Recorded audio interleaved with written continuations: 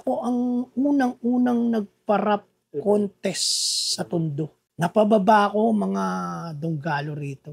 Hindi ko nga akalain yung mga pinabababa ko may pwede pa lang may issue pala o magsago pa. Napababa ko sila Hijack, si Nasty Mac. Lagi ko siya nai-encounter sa mga rap. Nagra-rap sa mga dibu-dibu lang. Ako DJ eh. Nagra-rap siya. Sipag na itong tao na to kahit mga dibu lang.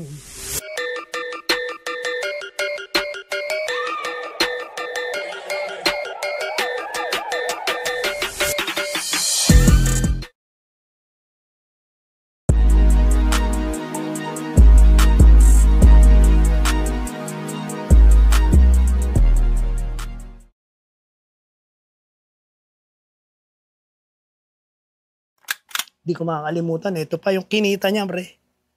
Kinita niyan. Kinausap ako ng mga mobster kasi that time, parang bumagsak ata nasunugan ba si Gab noon? Yung nawala ang studio eh. Nakikirecord na kasi 187 mobster. Dami nang umiinda sa akin na nakikirecord yung mga mobster. DMJ, baka pwede natin yung kinita. Bili natin ang gamit. Balik natin studio ni Gab. So yun yung para sa akin na laki na naambag ko kahit paano. Binuhay namin yung studio. Kinabukasan din ata o mga 2 days. Magkano gagastusin ng studio pag binuhay? Ganito, malaki-laki. Sige. Yung kinita nila ako doon. Binuhay. Lahat ng 187 nakakapag-record. Hindi na sila pumupunta sa ibang recording studio na nagbabayad pa. Kasi tambayan talaga kilagab dati. Masaya dyan. Pag nandiyan ka ng umaga, uwi mo, gabi na. Oo, kasi may darating na una, mamaya may darating na 2, may darating na 3. Uuwi ka pa ba? Bagsak, inuman, kwentuhan, record. Record. Nakagawa lang kanta ng ganon-ganon. Dito, di ko makakalimutan yun. Pag gano'n, ang pulutan talaga lagi. Yung magpi-freestyle, eh. Sa isa, kung ano yung topic, hasaluhin mo, pass the mic. Nauso pa kayo, pag may birthday, inimbita kami para lang mag-rap. Palakpakan ang may kaarawan.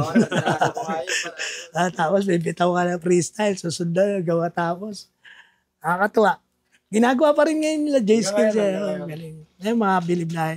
Nakaka-proud kasi ang dami sa 187 mobs na ngayon na one of the nakahilera na di ba? Sila. Nakakatuwa, so nakaka-proud. Pag ako may nakakakwentuhan, gusto ko man sabihin, mga kaibigan ko yan, mga tropa ko yan. Huwag na lang. Pero nakakatawa, minsan may makakilala. Ano yan? Rapper yan. Ano yan? Si DJ John yan. Nasama ni Michael. Ayun. Limitado mangyari. Actually, nagsasama pa naman kami ni Kosa. Pero hindi para mag-rap. Rapper siya. Kinukuha niya ako, DJ. DJ. So nakakatuwa kay Kosa pag sumasalang kami sa event. Hindi niya pwedeng hindi sabihin sa tao na, palakpakan niyo naman yung kabady ko. Kilala niyo ba yan? Yung kabady ko, Dos Talentos, DMJ. Doon. Pagka sinabi niya yun, maano yung mga tao, yun pala yung sila pala yun, yung Dos Talentos. So doon, minsan, yun, sa simula, di ka kilala. Pero pag pinakilala ka niya, nirepresent ka niya. Andiyan na yung pag may magpapa-autograph sa'yo, may magpapa-picture, di ba? Dati kong naranasan lang yun eh. Ganun eh. Panahon na yun. Nakakatawa. Si Kosa nakaka-proud ngayon kung nasan si Kosa. At least, dala niya yung Dos Talentos, yung pinagmulan niya, di ba? Doon na lang, oo. Saan kaya unang nagkita nila, Gab? Yan yung sumalang sila sa isang rap competition na ginanap dito sa Tondo. Rahabago, yung inumaga sa dami ng mga contestant. Ang dami. Ang naalala ko mga sumali dyan, andyan pa si Lady Sasta eh. Yung asawa ni Crazy Kyle. 3 sila eh, na puro babae nun. Tapos, marami, puro tiga Malabon. Sila ang mga naaalala ko dyan, Astiganto. Tapos yan, yung grupo nyo, ang dami nyo eh. Pag bumababa, di ba? Nakaitim. Para yung mga... Sudyat na ng dilim eh. Oo. Doon ko nakakilala. Soldiers. Doon ko nakakilala yung mga yan. Tapos di ko akalain na magiging mga tropa ko pagdating ng panahon. Sila-sila. Nakakatuwa. Hindi lang basta naging tropa, naging ninong ng anak ko. Iba-iba yung yung hanggang sa dumating na nga yung point na hindi na active si Gab sa sa ganyan. Kami pa rin nagkatulungan kasi ang business, 'di ba? Business yung kawayan, 'di ba? Isa tatawag yan. DMJ, 'di ba may L300 ka yung ginagamit mo sa sound system? Oh, pwede ba renta? Magdi-deliver kami sa Shangri-La. Kaya, yun na. Minsan napag-uusapan namin, dalawa kami. Ay, naarkila niya. Oo, narkila niya ako minsan. Tapos, may time na ng seryosong usapan na babalik kami. Di ka na ba talaga, ibang na tayo, another level na. Hanap buhay na ang priority, ganun. Parehas. Dumating naman sa point talaga, ganun. Ando na yung kailangan mo nang kumayad dahil pamilyado ka na eh. Kasi yung time na yung nandun tayo sa mundo ng game, parang hobby na lang natin yan eh. Hindi naman talaga yung income ang Pero ngayon iba eh. Masasabi mo na income, yung ikaw nagrarap pa ngayon, grind talaga. Hindi ka tulong, meron kang iuuwi. Hindi ka tulad dati, parang lamang yung show na walang bayad eh. Lamang yung show na walang bayad. Pero ngayon, hindi. Kada show mo, meron. Tapos meron pang di ba? Meron pang YouTube, may mga Spotify. Swerte nila. Kasi hindi ko inabot yan. Napakaswerte nila. Kasi walang platform dati. Panahon namin. Nagawa ka ng kanta. Kung sino makakarinig, yun lang. Ngayon gumawa ka ng kanta, upload mo. Pag nag-click, may pera ka na. Doon wala. Kami gumagawa ng lakad ni Kosa. Grind. Gumagrind kami malabas kami ng ibang lugar, kumikita kami. So, ang layo sa panahon ngayon na sa lahat ng mga pupunta namin, introduce namin. This is Dos Talentos sa 187 Mobsta. Kami ang nag-grind sa 187 Mobsta. Kami ang artist na gumagrind. Sa ibang lugar. Para may kalat din. Wala pang Mobsta na hindi sa dinadown ko ng Mobsta, syempre Mobsta. Wala pang asin na Mobsta na nakakapag-show ng ganun. Kami ni Kosa lang talaga yung Connection talaga. nakakapag-show. Nakapag-show nga kami, hindi ko makakalimutan yan. First time namin mag-show ng ng Araneta.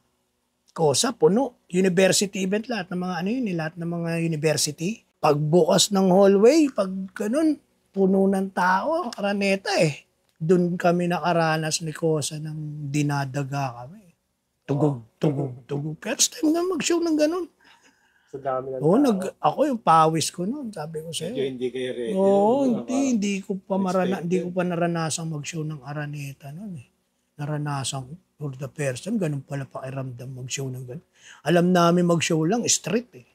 Like festival, pero yung Araneta iba eh, dagundong ng tao. Kasi ang yung tema noon eh, papahype namin lahat ng university. UE, ganito, papahype namin. Pwede malaman dun, sir, kung ano yung kantang pinang-pahype niyo dun sa... Yung Creep Walk in Harlem. Kasi panahon na ng Creep Walk yun. Kasi yung show na yon, yung mga university, una nun, magbi-beatbox si Kosa. Magpi-freestyle kami. Papahype namin. Tapos ang performance number namin, yung Creep Walk in Harlem. Yun yung... Tapos nakapag-show din kami ng isang corporate event somewhere in Subic Island. Mga big boss ng isang malaking kumpanya. Mga big boss ng malalaking kumpanya like Coca-Cola, Greenwich, convention. Nakakatuwa, nakasama namin mag-show. Philippine Harmonic Orchestra. Sila ang instrumento namin. Philippine Harmonic Orchestra yung instrumento ng kakantay namin. Tapos kami kakanta. Kinanta din namin Creep Walk in Harlem. Tapos tinipa ng Philippine Harmonic. Philippine Harmonic, naka-back to back namin. Isang sikat na orchestra group yan. Ano yung mga nagawa mo na kanta nakakasama si Mike Cosa na alam mo nag-click talaga na yan ang kilig talaga ng ano. Sasabay ka ba? Yeah. Sasabay ka ba? Sa amin dalawa at papalag ka ba? I'm John DMJ together with my Cosa. Tapos meron kaming kanta rin na ano, na bawal na gamot. Kasi hindi ma-release gawa ng pwedeng, Bawal sa bawal, ano, hindi walang permit sa although wala na si yung tunay na kumanta ng chorus eh. May ari kasi may syempre. consent Dapat may consent. Meron kami noon eh. Ang ganda ng topic noon sa drugs yun eh. Bawal na gamot. So medyo naharang. Tapos eto yung ano, yung kanta namin na ano, na love song which is featuring siya si Righteous One, Textmate kasi panahon ng text yun eh. Aantay namin chorus siya. Ano ba yung chorus? Mula nung ikaw ay makilala. Ano yan eh. Bago namin kantayin niya, may pa-segue pa ako na sino dito nang dahil sa text. Naging sila. Siyempre, nataas ang crowd. At sino naman dito nang dahil sa text? Nagkahiwalay. Ito makaka-relate kayo dito sa kanila. May isang tropa, innocent.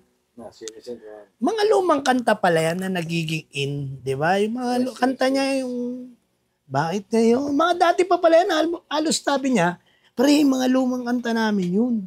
Tapos nire-revive namin, binalik na wish. Bakit di niyo ibalik yan yung mga lumang? Sabi ko, Textmate, ibabalik mo, may text pa ba ngayon? Sabi ko, hindi, iibahin mo yung tema. Sabi, iibahin mo yung tema. Kunyari, ano ngayon? Wala nang text. Chat. Chat. Dalhin mo dun. Parang hirap nun i-convert dun ha. Sabi ko, kaya mo yung pre.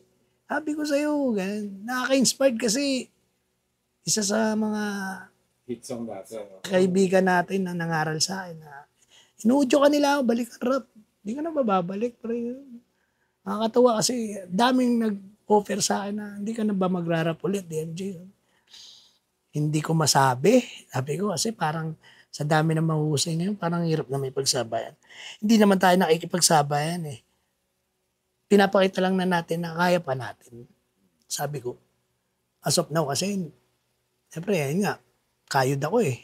Hindi ko mabigyan eh. Parang hindi na ako marunong mag-compose. Which is dati, kayang-kaya namin mag-compose sa biyahe lang ng bus, papuntang Bulacan, may isang kanta na eh. Ganon kami ni Cosa eh. Pagsakay ng bus, ang show, Bulacan lang. Ay, ang laman ng bag namin ni Mike Cosa, tanungin mo ano, lapis at papel. Lapis, saka notebook. Yan ang laman lagi ng bag namin ni Cosa. Once na tumungtong kami niyan, papuntang show, although bus, kotse, o anong sasakyan, hawak namin yung papel, compose. Pagdating sa pupuntahan, tapos kami ng isang kanta. I-record na lang. Tapos i-memorize na isang gabi, kakantahin bukas show. Oo. Gali namin yun. So, kaya nyo pala magsulat ng ano, no? Ng walang beat. Pero yun ako, pera na akong bumalik sa mundo ng rap. Isang verse lang, parang nahihirapan ako i-rhyme eh. Si Cosa, ilang beses na akong sinabihan. Gawa tayong kanta, DMJ, pambulaga lang. Kahit 1 to 2 songs lang. Ilang beses ako inopera ni Cosa niyan. Isang kanta lang. Parang di ko na kaya gusto mo ako magko-compose, ikaw ngayon magkabisado. Which is dati, ayun yung ginawa ko sa kanya. Kanta ko, ikaw magkabisado ngayon, gagawa ka kanta. Parang di ko na talaga kaya, sabi ko. Parang negatives na yata talaga ako. Basta, dito lang ako, pre.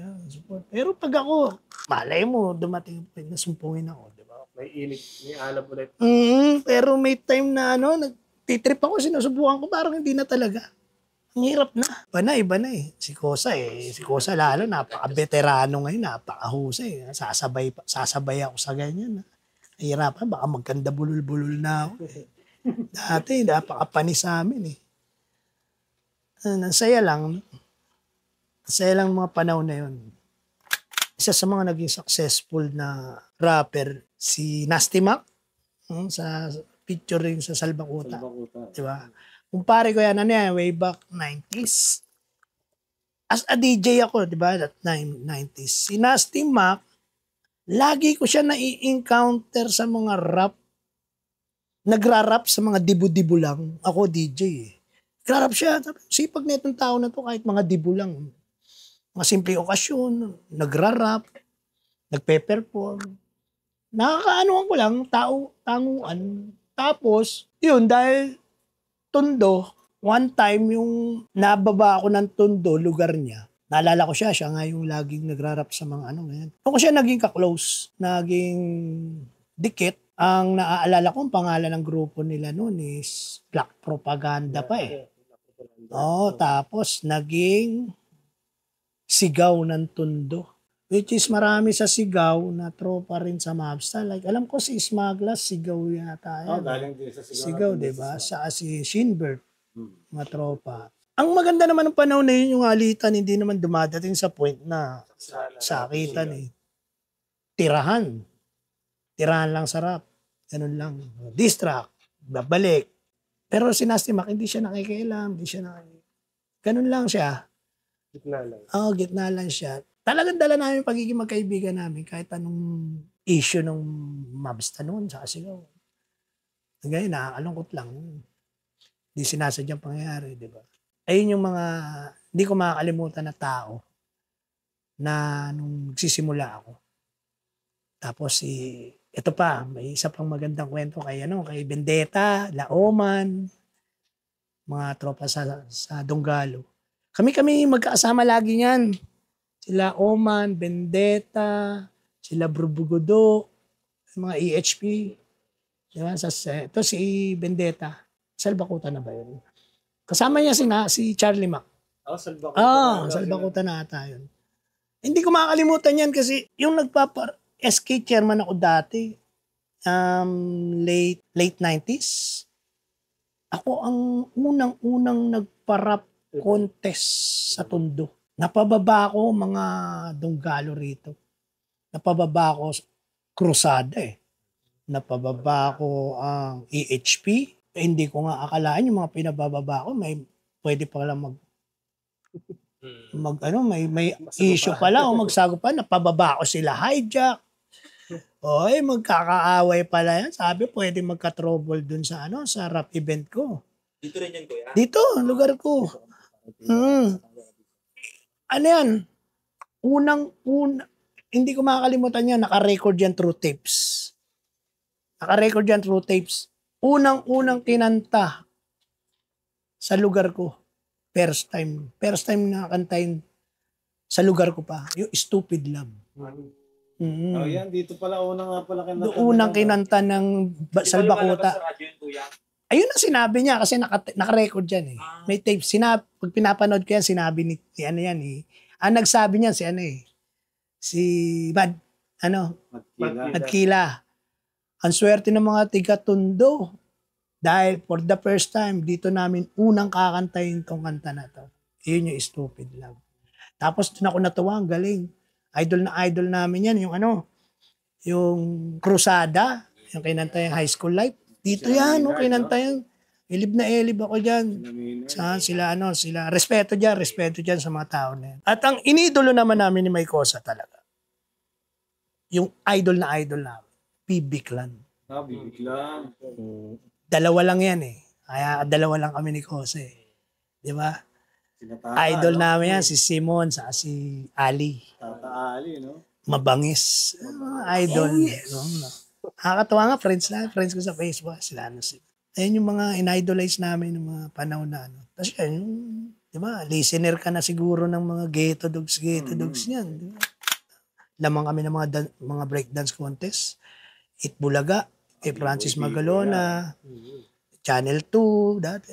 Basta breakdance contest sa TV laman. Kamit kami makikita mo. Kami rin yung mga naglalaban, magkakaibigan.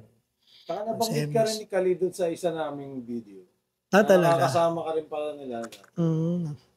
Mga veterano yung mga yan. Dami sila Levi's, yan sila Khalid, sila Dudong. Nagbe-break. Tapos mga tiga na botas. Marami dyan. Tapos sumunod yan yung yan, yung drawing, graphic. Kasi yung lugar namin, yung baba, isang, na ano ako, parang curious ako. Dingding na plane. Sabi ko, buhayin ko kaya ito. Gawin kong ghetto. Ghetto, di ba? Shhh.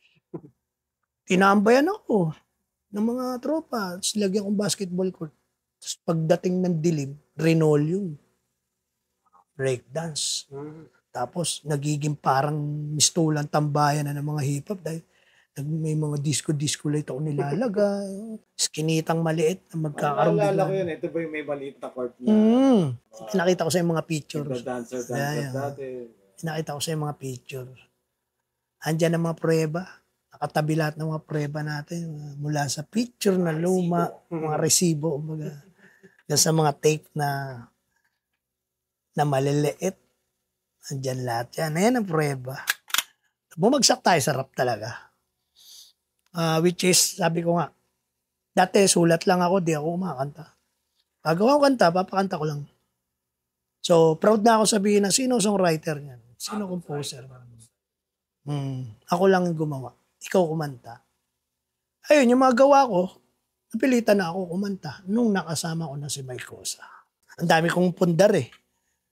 Nilatag ko kay Cosa, ito yung mga gawa ko. Kung antayin mo, abisaduhin mo. Almost album ng Dos Talentos. Almost. Siguro sa 10. 8, 7 akin. Masasabi mo. Yung elements of hip-hop kasi, yung culture, parang ano lang yun eh. Kung napamahal ka talaga being hip-hop. Parang lahat inaalam mo. Sa panahon ngayon, pag rapper ka lang. Andun ka lang eh. Depende sa tao eh. Ako iba kasi ako magmahal sa salitang hip-hop. Talaga pinuso ko yan eh. Actually, hanggang ngayon, makikita pa rin sa atin kahit magkaedad tayo, may dugo pa rin tayo. Siguro Nananalaytay pa rin yan. Ang ano kasi ngayon, ng mga rapper ngayon, pag talagang nag-focus sa isa lang, nagigibiyasa. Di ba? Napopokus sila sa isa lang, which is dati, ang gulo ko eh. Ano ka ba, magrarap ka ba talaga? Magdi-DJ ka? Hindi ka mapakali eh. Hindi mo mahanap tuloy kung... sa awa ng Diyos, dinala pa rin ako sa hilig ko.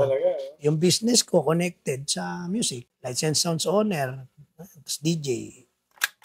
Dos Talentos, naisip ko yan kasi yung meaning ng dos. Dalawa eh. Kaya nga dos. Una, dosena. So para sa akin, dosena yung kakayahan namin, dosena yung talento.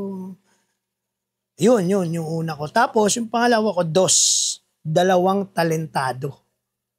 So doon ko nabuo yan, doon ko na isip, Dos Talentos. Dalawang talentado or dosenang talento. So doon ako naglaro. Etong costume na to, kaya ako naisip yan. Parang ano lang, parang datingan eh. Parang kakaiba. Kasi yung mga sumali nun, mga iisipin mo agad, hip-hop agad. Sabi ko, gawin natin parang ano. Nagka-idea ako niyan yung sa isang yung Up and Smoke. Wala pang Up and Smoke dito.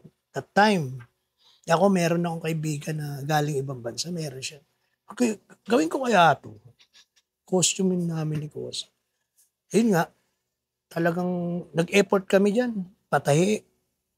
Tinernuan. May ano pa yan eh. Malaking rosaryo. May malaking rosaryo pa kami yan. Tapos posas, nangiram pa ako sa barangay barangay chairman si Airpat that time. May mga tanod siya. Tayo, meron 2 posas. Hanggang dun, sa performance, suot namin yung posas. Tapos, ultimo sa sapatos, kailangan terno kami, K-Swiss, kulay puti. Tapos yun nga, kailangan kalbo. Doon, dami natuwa sa amin dyan. At naging trademark namin. Baga, yung 2 presong kalbo. Hindi, naka-orange na. Alam agad, tumatatak agad. Ayun pala yung Dos Talentos, sila pala yun. So, at least, di ba, kakaiba. Unique. Parang ang negosyo ko is, paparenta ko ng lights and sounds. At the same time, nagdi-DJ sa mga event. Yung lights and sounds ko is LNC, Lights and Sound System. Kilala kami lalo na sa mga street party, sa corporate event. Anong event, basta pag kailangan nyo, direct lang sa akin. Just PM lang. Ang mapapayo ko sa mga inspiring rapper, lalo na yung mga magsisimula, at sa mga sikat na, lagi lang respetuhan. Huwag nating maliitin porque luma na, laos na. Just respect. Kasi ang panahon is maandar. Hindi tayo laging nandyan. So, kung gusto mo respetuhin ka rin pagdating ng panahon ng ikaw na yung malaos, matuto tayo magrespetuhan. Kasi darating yung time, may mga masisikat, marespetuhin din. Yung mga katulad natin na, tulad ko na tagal na wala sa laro, nakakakita ko na mga tao na dala pa rin yung respect. Pag nalalaman nila yung, dati pa lang ano yan. Nakatuwa. So, iwasan lang natin yung i-down kung nasaan panahon ka ngayon. Yung nangyari na ganun, hindi maganda. So, respetuhan sa mga datihan, sa mga baguhan. Isa lang yan. Ang maganda dyan makikita mo yung parang future pagdating ng panahon kung yung mangyayari sa iyo pagdating ng panahon. So, yun lang, respeto. Respeto. Shoutout sa lahat. Lahat ng mga kaibigan, lahat ng mga kilalang artist. Saludo ako sa inyo. Shoutout sa inyo lahat.